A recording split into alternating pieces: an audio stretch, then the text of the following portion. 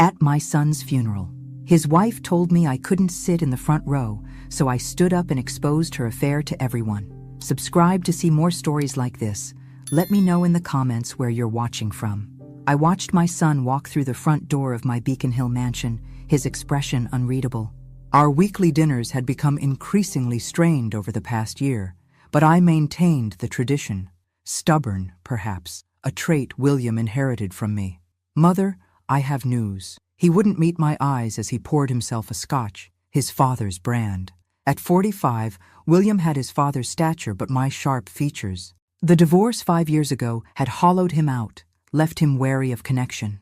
I'm getting married. The crystal glass nearly slipped from my fingers. Married? To whom?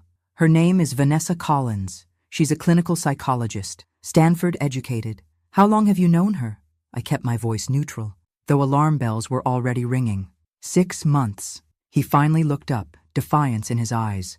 The wedding is in March. I've spent 50 years in real estate, evaluating character and detecting falsehoods. It wasn't motherly paranoia speaking when I said, "That seems rushed, William." His shoulders tensed. Not everyone takes decades to make decisions like you, Mother. I only meant, I know exactly what you meant. He set his glass down hard. You didn't approve of Caroline either, and look how right you were about that disaster. The bitterness in his voice cut deep. Yes, I'd had reservations about his first wife, reservations that proved devastatingly accurate when she emptied their accounts and disappeared with her personal trainer. I'm not asking for your approval this time, he continued. I'm informing you as a courtesy. I folded my hands to hide their trembling. May I at least meet her before the wedding? She's eager to meet you too. Something in his tone made my skin crawl. She says she's heard so much about the great Eleanor Blackwood. The dinner that followed was a mechanical exchange of business updates and Boston gossip. When William left, he barely brushed his lips against my cheek, a gesture emptier than no kiss at all. Alone in my study afterward, I stared at the skyline I'd helped reshape with Blackwood Developments. My late husband had inherited a modest real estate company. Together, we'd built an empire. After his death 15 years ago, I'd continued alone, doubling our holdings, all for William. Everything for William. I opened my laptop and typed Vanessa Collins, psychologist, Stanford, into the search bar. Something felt wrong about this sudden engagement. My son, still wounded from his divorce, falling for someone so quickly? I'd developed an instinct for danger across decades of high-stakes negotiations. My phone buzzed with a text from William. Be nice to her, Mother. Vanessa is my future. Don't make me choose. I closed my eyes, feeling the chess pieces shifting on a board I couldn't fully see. Someone was making a move against my family, against everything I'd built. And for the first time in many years, I wasn't sure how to counter it. The March wedding was a spectacle of wealth and influence, exactly what I'd expect from a woman who'd known my son for only 9 months. I sat in the front row, draped in Dior, wearing the practiced smile that had closed billion-dollar deals across 5 decades. Vanessa floated down the aisle like a vision in white, her beauty undeniable. 28 years old, nearly 2 decades younger than William. Her dark hair cascaded over bare shoulders, and her smile never quite reached her eyes. Throughout the reception, I observed, people think that at 73, you become invisible. They're wrong. You become a better watcher. Vanessa circulated among Boston's elite with practiced ease, dropping the right names, laughing at the right moments. But 3 times, I caught her in whispered conversation with a man I didn't recognize. Each time, they separated quickly when others approached. Who is that man? I asked Jonathan, my security consultant, disguised as my +1. Marcus Taylor, he replied, checking his phone. Attorney specializing in estate law. Bar complaints in 3 states, all mysteriously dropped. I watched Marcus exchange a look with Vanessa across the room, a glance loaded with meaning. Their connection seems intimate. Jonathan nodded. I'll look deeper. 2 months later, Vanessa and William moved into my home. To take care of me, they said, though I'd been managing perfectly well. The true agenda became clear within weeks. First came the business meetings where Vanessa would speak for William. Mother's getting confused lately, she'd tell my executives with a concerned frown. William thinks it's best if we handle the details. Then came the redecorating. Family photos disappeared, replaced by sterile modern art. My husband's books, William's childhood trophies, all packed away because they collected dust. Where are my things? I demanded one evening. Finding my study transformed into a stark, minimalist space. "We've stored them safely," Vanessa soothed, her hand on William's arm. "The doctor says reducing clutter helps prevent falls at your age." "What doctor? I haven't seen any doctor." "See what I mean?" Vanessa whispered to William, just loud enough for me to hear. "The memory lapses are getting worse." William looked at me with pity that turned my stomach. "Mother, Dr. Simmons examined you last month. Don't you remember?" The lie was so absurd I almost laughed. Instead, I straightened my spine and met Vanessa's calculating gaze. "I've never met a Dr. Simmons in my life." "This is exactly what he warned us about," Vanessa said, tears welling in her eyes. "The denial stage can be hardest on the family." When I tried to argue, William erupted. "Enough, Mother. Vanessa is trying to help. Why must you fight every change?" Later, alone in my bedroom, the one space they hadn't yet transformed, I made a call to Rebecca, my former assistant who had retired 6 months earlier. "I need information," I said quietly, "and I need someone I can trust." May arrived with Boston in full bloom, but inside the mansion, something poisonous was growing. I began keeping a digital journal, password protected and hidden within accounting files, a skill I'd learned while modernizing our business systems years ago. In it, I documented every inconsistency, every whispered phone call, every strange behavior. The night I heard Vanessa's conversation changed everything. Unable to sleep, I'd shuffled to the kitchen for tea, when voices drifted from William's study. I moved closer, bare feet silent on marble floors. "The treatment is working faster than we expected," Vanessa was saying, her voice low but excited. "He's showing all the signs: confusion, fatigue, memory gaps." A male voice responded through what must have been a speakerphone. "Marcus Taylor." "What about the old woman? Is she suspecting anything?" Vanessa laughed softly. "Eleanor? She's trying, but William doesn't believe a word she says anymore. I've made sure of that." "And the new will?" "He's signing it next week, just as we planned." My hand flew to my mouth to stifle a gasp. Treatment? New will?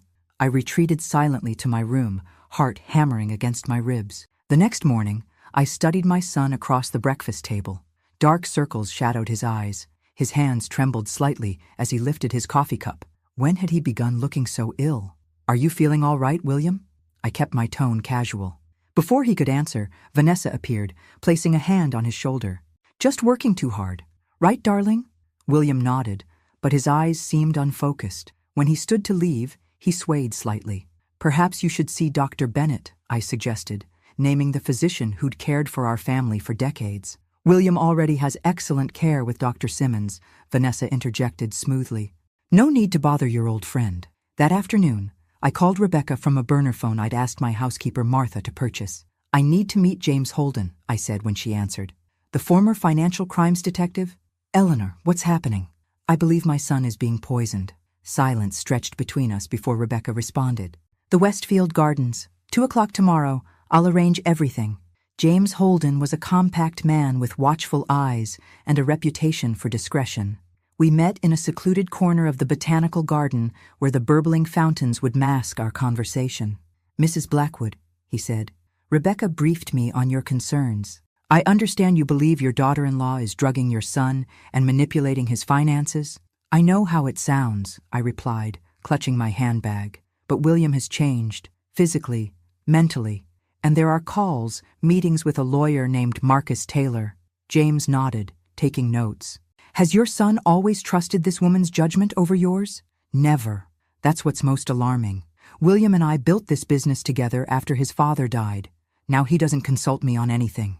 "And you believe your daughter-in-law is working with this attorney to gain control of your assets?" "I overheard them discussing a new will." James looked up sharply. "That accelerates our timeline. I'll need to move quickly." As we parted, he handed me a small device. "Wear this when you're with them. It looks like a brooch, but records audio. We need evidence."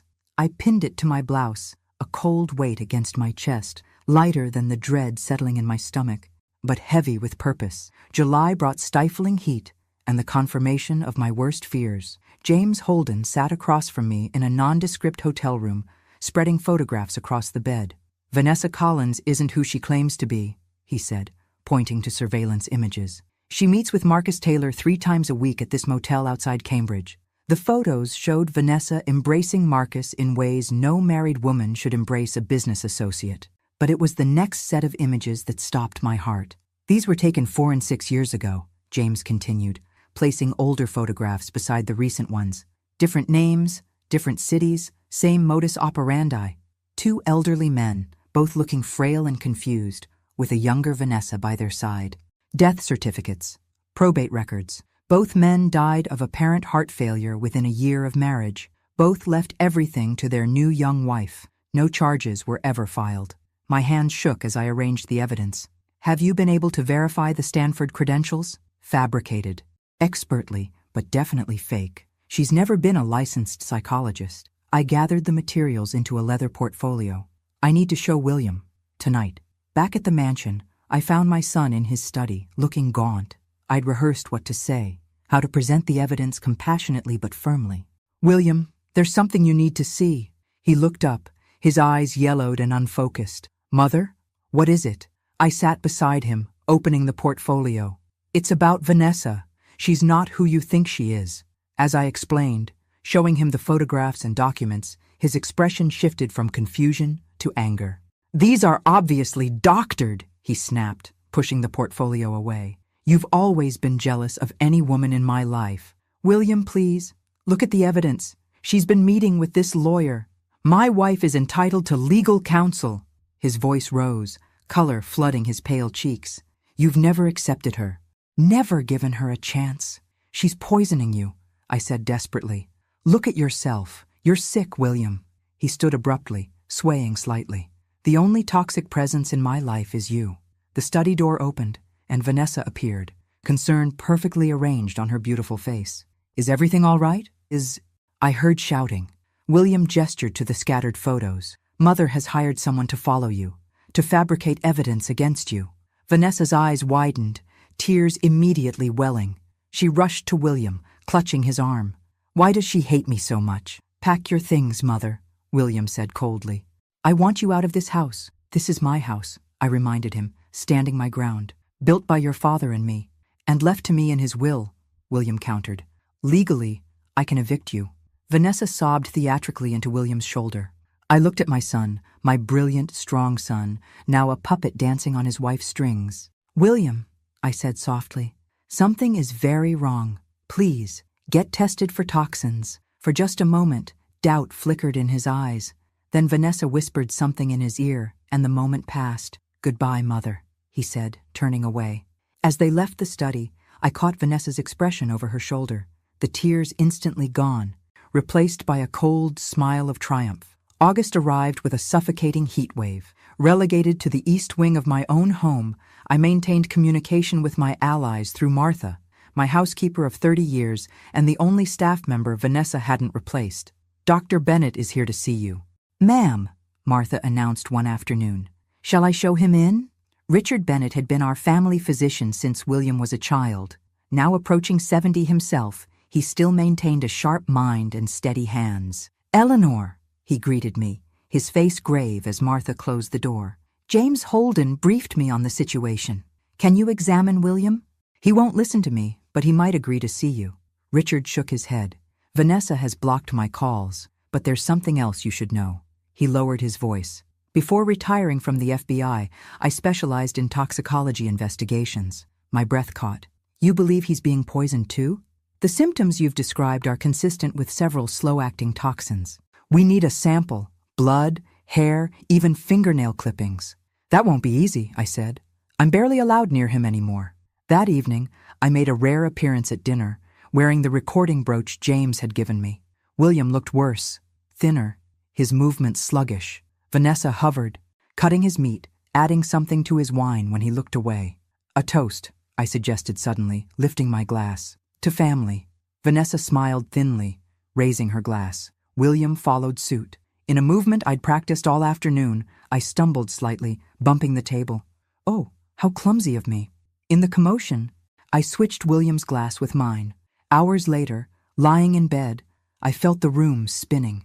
My vision blurred, my heart racing irregularly. With trembling fingers, I pressed the emergency button on my phone. A direct line to Dr. Bennett.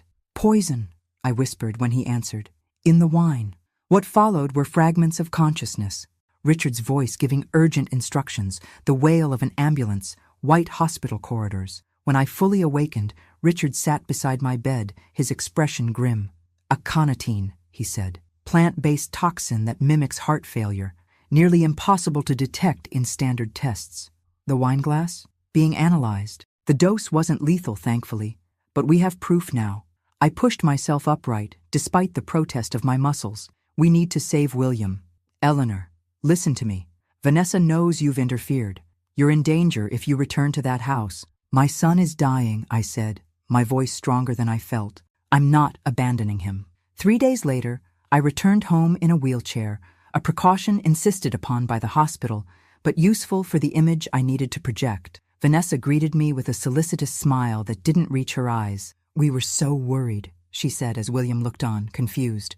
Weren't we, darling? When they said you'd collapsed? Just a silly spell, I replied weakly. Nothing to worry about. That night, I heard them arguing. William's voice raised in rare anger. What were these doing in your drawer? Pills that aren't prescribed to either of us? My heart leapt. Was William finally seeing through the facade? The next morning, I woke to Martha shaking me gently, tears streaming down her face. Ma'am, she whispered, it's Master William. He's gone. The next weeks passed in a blur of grief and calculated moves. William's body was whisked away for an autopsy that Vanessa fought vigorously to prevent. The official cause of death, heart failure.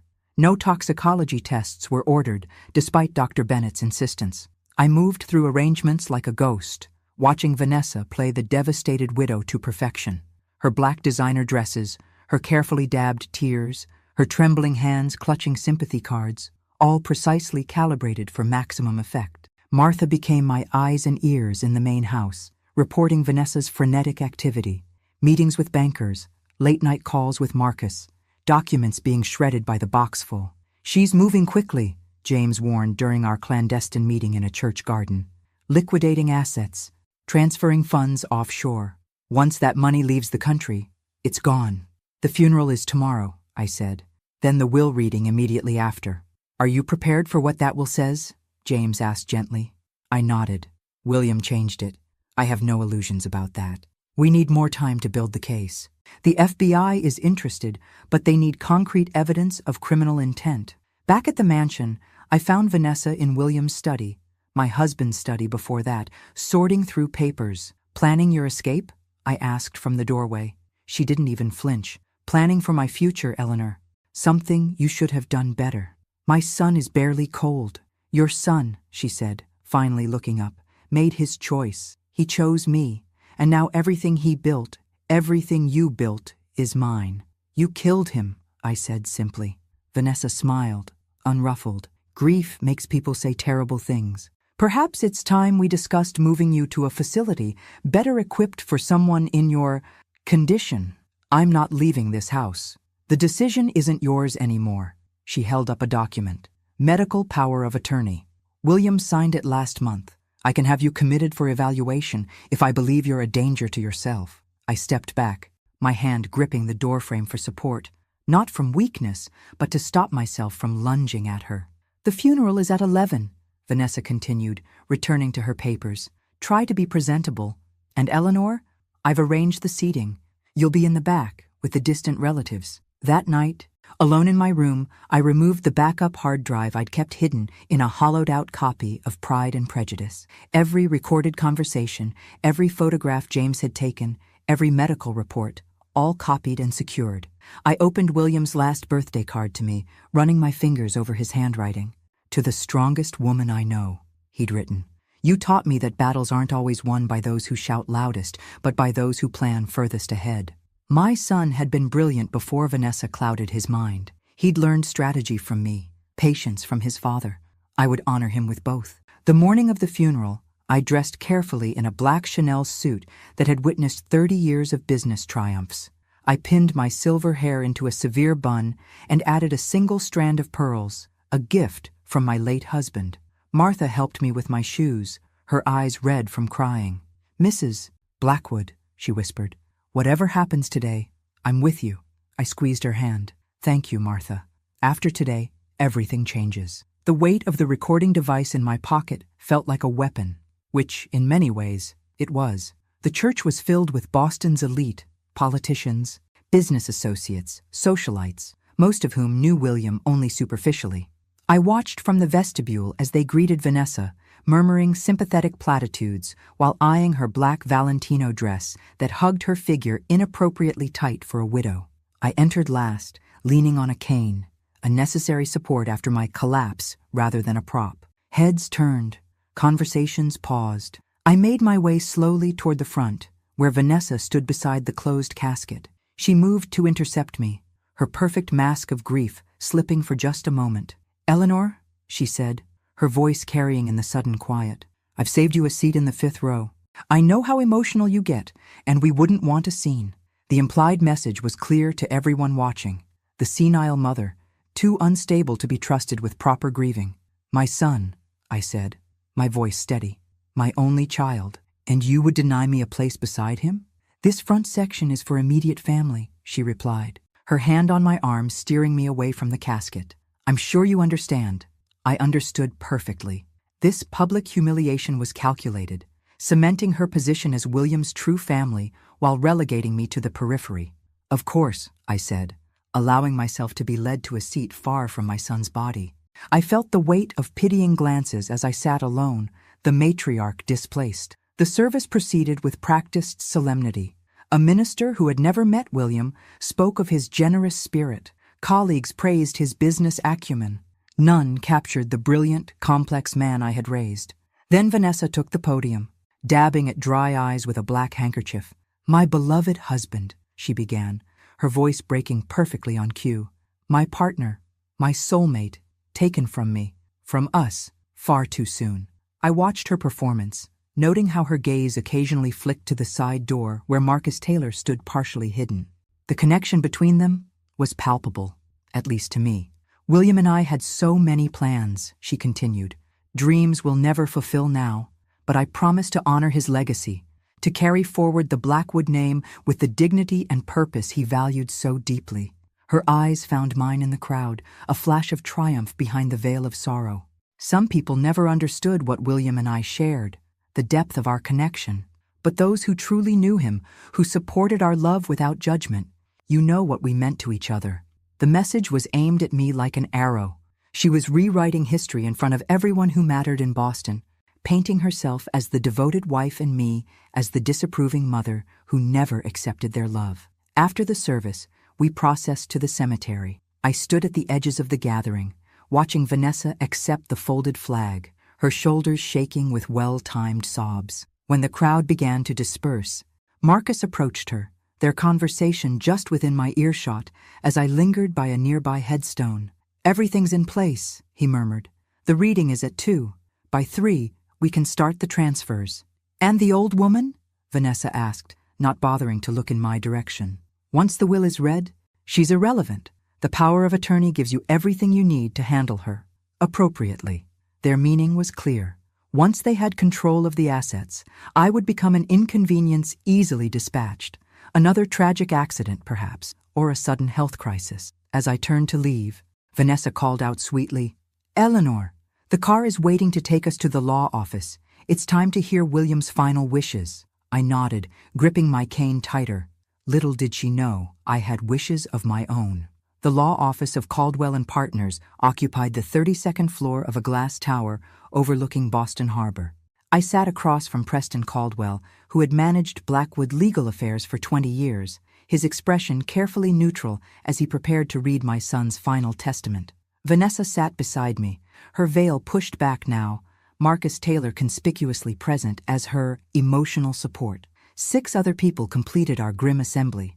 2 Blackwood executives, Rebecca, officially present as my former assistant, Dr. Bennett, James Holden, introduced as my financial advisor, and a court stenographer to record the proceedings. "Before we begin," Preston said, "I must note for the record that this testament supersedes all previous wills and was executed 6 weeks ago. 6 weeks ago, when William was already showing significant symptoms of poisoning." I kept my face impassive. The will's contents were exactly as I'd expected. Vanessa received everything: The house, the business interests, the investment portfolios. I was granted a modest monthly stipend and 90 days to vacate the property. Blackwood Enterprises would transfer entirely to Vanessa's control, with Marcus Taylor named as chief counsel. Vanessa maintained a perfect expression of sorrowful gratitude, while the executives shifted uncomfortably. Even Preston seemed disturbed by the document he was reading. "Is there anything else?" I asked when he finished. Preston hesitated. "There is one additional item. A letter left in William's personal safe, addressed to you." He handed me a sealed envelope. Vanessa's eyes narrowed. "What is that? Why wasn't I informed?" "It was placed there before your marriage," Preston explained. "Mr. Blackwood gave explicit instructions that it was to be delivered to his mother privately upon his death." I tucked the envelope into my handbag without opening it. "Thank you, Preston." "Now," Vanessa said, composure regained, "about the transition of the company assets." "If you'll excuse me," I interrupted, rising with effort. "This has been quite taxing. Dr. Bennett has advised me to rest." Vanessa's smile didn't reach her eyes. "Of course, Eleanor. James can drive you home. Or rather, to the house. We should discuss your living arrangements soon." I turned to Preston. "I'd like copies of all documents related to my son's estate, please, for my records." "Already prepared," he replied, handing me a thick envelope. "Mrs. Blackwood, may I express my deepest condolences? Your son was an extraordinary man." In the elevator, James waited until we were alone before speaking. That went exactly as expected. "Yes," I said, "they believe they've won." Back in my suite of rooms, soon to be no longer mine, I opened William's letter with trembling hands. "Mother, if you're reading this, then I fear my suspicions were correct, but realized too late. Strange things have been happening. Documents I don't remember signing, medications I don't recall being prescribed, decisions made in my name that I would never approve. I found unusual pills hidden in Vanessa's drawer last week. When I confronted her, she had an explanation, as she always does. But something in her eyes, a coldness I'd never noticed before, made me take precautions. I've collected samples, hair, blood, and the pills themselves, and sent them for independent testing under an assumed name. The results will go to Samuel, who promised to keep them safe. If I'm wrong, burn this letter and never speak of it. If I'm right, know that I'm sorry for not heeding your warnings. You always could see what I couldn't. With love and regret, William." I pressed the letter to my chest, tears finally breaking through the composure I'd maintained all day. My brilliant boy had seen the truth, but too late. Samuel, our gardener for 30 years, who had taught William to plant saplings when he was just a boy. I needed to find him immediately. Samuel Wilson's cottage sat at the edge of the Blackwood estate, partially hidden by the orchard he had tended for decades. I made my way there after dark. Using old servants' paths, I knew Vanessa wouldn't think to monitor. He answered my knock immediately, his weathered face lined with grief. "Mrs. Blackwood, I've been hoping you'd come." Inside his modest home, Samuel retrieved a locked box from beneath a floorboard. "Master William gave me this the day before he died. Said if anything happened to him, I should keep it safe until you came asking."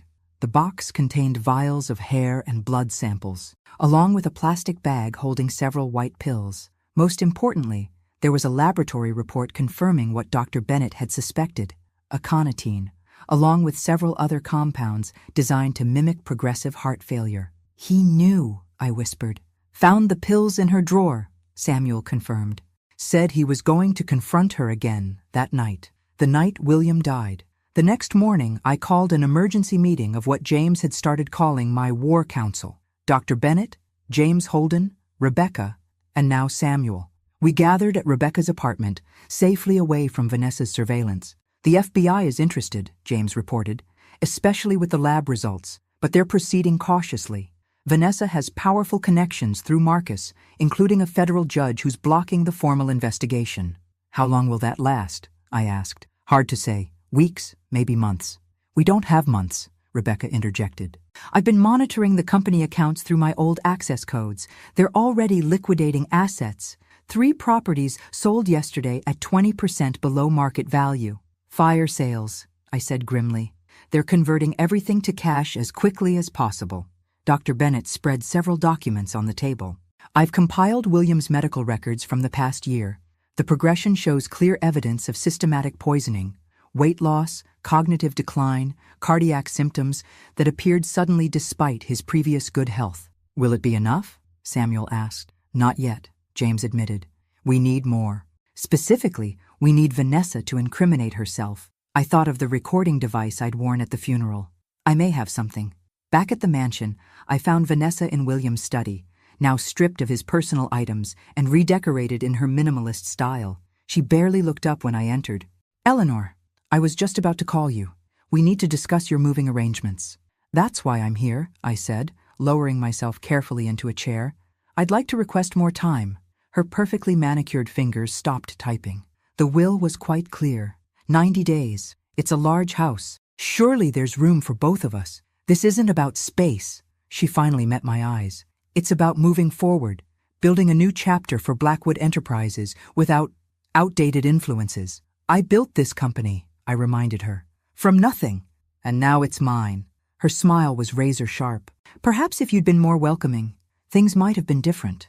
"If I leave quietly," I said, leaning forward, "what do I get in return?" Interest flickered in her eyes. "What do you want?" "My personal items, my jewelry, access to my private accounts that William managed." "Reasonable requests," she said, studying me. "I'm surprised. I expected more fight from the great Eleanor Blackwood." I shrugged, affecting defeat. "What's the point? You've won. William chose you in the end." "Yes," she said, satisfaction evident in her tone. "He did." As I turned to leave, she called after me. "Eleanor, I'm hosting a reception next week to announce the William Blackwood Foundation. It would look good if you attended, for appearance's sake." "A foundation?" I paused at the door. "How charitable." "It's the perfect vehicle," she said, attention already returning to her computer. "For all sorts of transfers." I nodded and left, the recording device in my pocket capturing every incriminating word. The reception for the William Blackwood Foundation was scheduled for January 28th, exactly 1 month after William's death, and not coincidentally, the day before I was expected to vacate the mansion. The timing was no accident. It would serve as Vanessa's triumphant debut as the sole controller of the Blackwood fortune and my public dismissal. I spent the intervening weeks in careful preparation, working with my counsel to build an irrefutable case. James coordinated with FBI contacts who had quietly opened an investigation. Dr. Bennett compiled medical evidence proving William had been systematically poisoned. Rebecca tracked the rapid liquidation of Blackwood assets, documenting every suspicious transaction. Martha, still employed as housekeeper, became our inside operative, reporting Vanessa's movements and eavesdropping on conversations with Marcus. Through her, we learned the foundation was merely a shell for transferring assets offshore before Vanessa and Marcus disappeared to start new lives with new identities. 3 days before the reception, I met with Catherine Morgan, a formidable attorney I'd known for 40 years. "The evidence is compelling," she said, reviewing our files, "but timing is critical. If we move too soon, they'll destroy evidence. Too late, and the money vanishes. The reception is our opportunity," I explained. "Every major business figure in Boston will be there, along with the press. Vanessa can't resist the spotlight." Catherine nodded. "You understand the risk? She's dangerous, Eleanor. She's killed before." "I'm counting on it," I replied. "Her arrogance is our advantage." The night of the reception, I dressed with special care. A black Dior gown that conveyed both mourning and authority, my hair arranged by Martha to soften my appearance. I wanted to look exactly as Vanessa expected, the defeated elderly mother playing her assigned role. Guests filled the grand ballroom of the mansion by 7. I watched from the top of the staircase as Vanessa greeted Boston's elite, resplendent in an inappropriate red gown that whispered of celebration rather than remembrance. Marcus circulated nearby, introducing himself as the foundation's legal counsel. In one corner, I spotted a cluster of foreign businessmen, the buyers for Blackwood properties, no doubt. At precisely 7:30, I descended the stairs, leaning heavily on my cane. Conversations quieted as people noticed me, their expressions a mixture of pity and discomfort. Vanessa glided over, taking my arm with false solicitude. "Eleanor, I'm so glad you felt well enough to join us. Let me find you a comfortable seat." She led me to a small table in the corner, far from the center of activity. "The presentation will begin soon. I'm announcing several initiatives in William's name." "How thoughtful," I murmured. As she turned to leave, I added, "Vanessa, might I say a few words about my son?" She hesitated, calculating the optics. Of course, a brief remembrance would be appropriate. The presentation began with a slickly produced video about William's vision for philanthropy, a vision he had never expressed in his life. Vanessa then took the podium, speaking eloquently about plans for educational grants and community development, all funded by the generous endowment from Blackwood Enterprises. "And now," she said, her voice honey-sweet, "William's mother would like to share a few memories." I rose slowly, making my way to the podium with deliberate effort. The room fell silent, all eyes on the frail widow being given her moment. "My son," I began, my voice quavering slightly, "was the light of my life. His father and I built Blackwood Enterprises from nothing, and William carried that legacy forward with integrity and vision." I paused, looking directly at Vanessa. "Which is why what happened to him is so tragic." The room tensed. This wasn't the gentle remembrance they expected. "William didn't die of heart failure," I continued, my voice strengthening. "He was murdered, poisoned slowly, methodically, by the woman claiming to honor him tonight." Gasps rippled through the crowd. Vanessa's face froze in a rictus of shock. "Eleanor," she said, rushing toward me, "you're confused, overwhelmed by grief." "Am I?" I pressed a button on my phone, and the giant screens behind me, intended for Vanessa's presentation, suddenly displayed photographs. Vanessa and Marcus embracing in hotel rooms, documents showing Vanessa's previous identities and marriages, medical reports detailing the poison found in William's samples. "This is the true legacy being built tonight," I declared. "A foundation of lies, murder, and theft." Chaos erupted. Vanessa lunged for the podium, but before she could reach me, FBI agents emerged from among the guests, led by a grim-faced senior agent. "Vanessa Collins, you're under arrest for the murder of William Blackwood and conspiracy to commit fraud." As they led her away, she screamed accusations of my senility and instability. But the evidence playing across the screens told a different story, one that every influential person in Boston was witnessing firsthand. Marcus attempted to flee, but was caught at the service entrance where James Holden waited with local police. I remained at the podium, straight-backed and clear-eyed, no longer needing my cane as a prop. The frail, defeated woman was gone, replaced by the steel-spined businesswoman who had built an empire. "Ladies and gentlemen," I announced to the stunned crowd, "I believe this concludes tonight's presentation." The arrest was just the beginning. In the weeks that followed, the case against Vanessa and Marcus expanded as investigators uncovered the full extent of their crimes. Additional charges were filed: fraud, forgery, conspiracy, attempted murder for my poisoning, and investigations reopened into the deaths of Vanessa's previous husbands. I reclaimed my position at Blackwood Enterprises, working with the board to stabilize operations after the damage Vanessa had inflicted. Properties sold under value were contested in court. Offshore transfers were frozen through international cooperation. Through it all, I visited William's grave weekly, keeping him updated on the progress of justice as if he could hear me. "The preliminary hearing is set for March," I told him one crisp February morning, arranging fresh roses against his headstone. "Catherine says the evidence is overwhelming." The media coverage had been intense. Black Widow of Beacon Hill made headlines nationwide. I declined all interview requests, focusing instead on establishing the real William Blackwood Foundation, dedicated to supporting victims of elder abuse and fraud. In late April, I received a call from the district attorney. "Mrs. Blackwood, we need to discuss the case.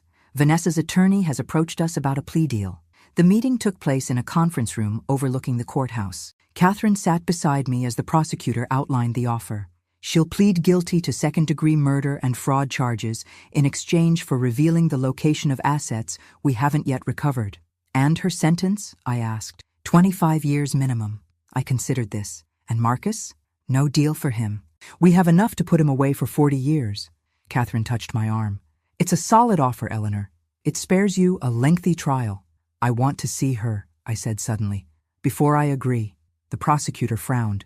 "That's unusual, but I can arrange it." 2 days later, I sat across from Vanessa in a prison visitation room. Gone were the designer clothes and perfect makeup. In prison orange, she looked smaller, her beauty dulled, but her eyes still calculating.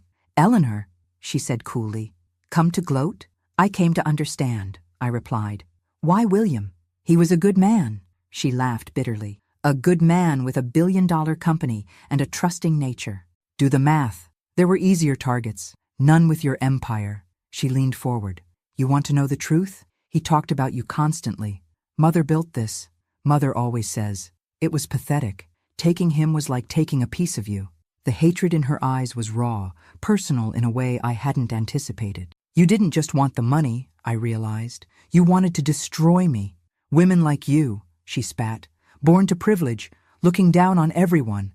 I watched my mother clean houses for women like you, work herself to death while they complained about water spots on their crystal. So this was revenge. This was against women you never knew, against a world that decides who matters based on their last name. Her smile turned cruel. How does it feel, Eleanor, to know you couldn't protect your precious son? I stood, straightening my jacket. I've heard enough. Accept the plea deal or don't. Either way, you'll never touch another dollar of Blackwood money. As I turned to leave, she called after me. He cried at the end, you know. Called for his mommy. I paused at the door, then looked back at her with pity, rather than the rage she hoped to provoke. You've already lost everything, Vanessa. You just don't know it yet. Outside, Catherine waited anxiously. Well, tell the DA we accept the deal, I said. But add one condition. She serves her sentence in maximum security, far from Massachusetts. I want her to fade into obscurity, forgotten.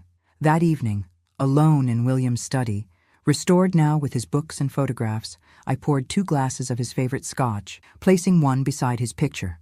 It's done, I told him. Not the ending we would have chosen, but justice nonetheless. The house felt emptier without him, but I'd survived loss before. Tomorrow the foundation would review its first grant applications. Next week, Blackwood Enterprises would break ground on a new development. Life would continue, shaped by his absence, but driven by his memory. I raised my glass in a silent toast. Some called it revenge. I called it a mother's final duty. July 2025, 6 months after Vanessa's plea deal and sentencing.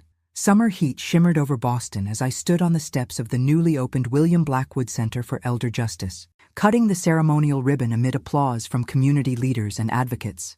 This center, I announced to the gathered crowd, will provide legal aid, medical resources, and support services to elderly victims of abuse and exploitation. No one should face such battles alone. The center represented just one facet of William's true legacy. Blackwood Enterprises had recovered from Vanessa's damage. With new leadership I personally vetted. The William Blackwood Foundation had already distributed grants to organizations fighting elder abuse nationwide. After the ceremony, Rebecca, now the foundation's executive director, joined me for lunch on the mansion's terrace. The FBI closed their investigation on Vanessa's previous husbands, she reported. Officially ruled as homicides, though she'll never face trial for those crimes. The families have closure, I said. That matters more than additional charges. Rebecca studied me over her iced tea. You seem at peace. Not peace, I corrected.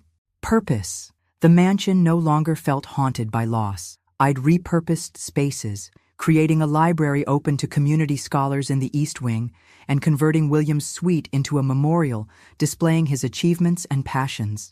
Martha had been promoted to house manager, overseeing a staff that now included several seniors who might otherwise have faced employment discrimination. Samuel continued tending the gardens, now featuring a memorial grove of native trees planted in William's honor. Dr. Bennett had joined the center's advisory board, bringing his expertise in recognizing signs of elder abuse. James Holden provided security consulting for both the foundation and the center. They had become my chosen family, forged in crisis and united in purpose. That evening, as summer twilight lingered, I visited William's grave with fresh hydrangeas, his favorite since childhood. The headstone, elegant black granite, bore not only his name and dates but also the inscription, "Beloved son, visionary leader, his legacy continues." I placed the flowers and sat on the marble bench nearby, speaking to him as I always did. The Morgan case was decided today. That elderly woman whose nephew was stealing her pension. She won, with our center's help. Your name is becoming associated with justice, not scandal. A young woman approached a nearby grave, placing a single rose on the marker. Her shoulders shook with silent sobs. After giving her a moment of privacy, I approached carefully. I'm sorry for your loss. She looked up, startled, quickly wiping tears away. Thank you. It's my father. He died last year after marrying someone who wasn't what she seemed. The familiar pattern made my heart ache. Financial exploitation? She nodded, surprised by my perception. How did you know? I've seen it before. I offered her my handkerchief. I'm Eleanor Blackwood. Recognition dawned in her eyes. From the foundation? The case that was in the news? The same. I gestured to William's grave. My son. She studied me with new interest. They said you brought down his killer single-handedly. Not alone, I corrected. I had help. Good people who recognized injustice when they saw it. Her shoulders straightened slightly. The police said there wasn't enough evidence in my father's case, that I should just accept it and move on. I reached into my purse for a business card. Come see me at the center tomorrow. Bring whatever documentation you have. Why would you help me? She asked, confusion mixing with hope. Because your father deserved justice, I said simply, and because you shouldn't have to fight alone. As I walked back to my waiting car, I felt William's presence beside me, not as a ghost, but as a continuation. His death had created this new purpose, this unexpected chapter in my life when I'd thought the story nearly complete. The mansion glowed warmly in the distance, no longer a mausoleum of memories, but a beacon of possibility. Tomorrow would bring new challenges, the center's first legal case, foundation grants to evaluate, business decisions to oversee. At 74, when many expected me to fade into comfortable retirement, I had instead become a warrior for those who couldn't fight for themselves, not the legacy I had planned, but perhaps the one I was meant to build all along. Thank you, William, I whispered to the evening air, for showing me the way forward. Thanks for listening. Don't forget to subscribe and feel free to share your story in the comments. Your voice matters.